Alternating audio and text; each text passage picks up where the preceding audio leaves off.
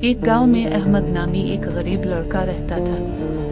वो बहुत ईमानदार और मेहनती था। रोज सुबह सवेरे अलिफाटे कर मेहनत मजदूरी के लिए जाता और शाम को थका हारा वापस आता। इसका ख्वाब था कि वो एक दिन बड़ा आदमी बनेगा, लेकिन वो कभी भी झूठ और धोखाधड़ी के जरिए कुछ हासिल करने पर यकीन नहीं रखता था। एक दिन इसे रास्ते में एक थैली मिली जिसमें सोने के सिक्के थे।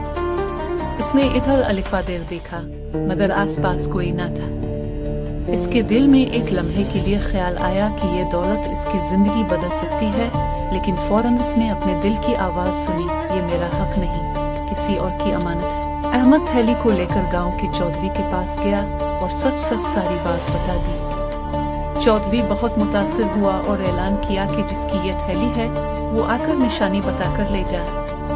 कुछ ही देर में एक बूढ़ा मुसाफिर आया और उसने थैली की निशानी बताई। अहमद ने इसे खुशी खुशी थैली वापस कर दी। बूढ़े ने रोते हुए कहा, बेटा, मैं शहर जा रहा था कि मेरी यह जमा पूंजी कहीं गिर गई। मैं समझा सब कुछ लौट गया, लेकिन तुमने मेरी उम्मीद वापस लौटा दी। उसी वक्त इसने अहमद को आधे सिक्के तोहफे में दे दिए। चौधरी ने भी अहमद की ईमानदारी से खुश होकर इसे गांव के स्कूल में उस्ताद की नौकरी दे दी। सबक: सच्चाई और ईमानदारी कभी रायगा नहीं जाती। जो लोग नेकी का रास्ता इख्तियार करते हैं, कुदरत इनके लिए कामयाबी के दरवाजे खोल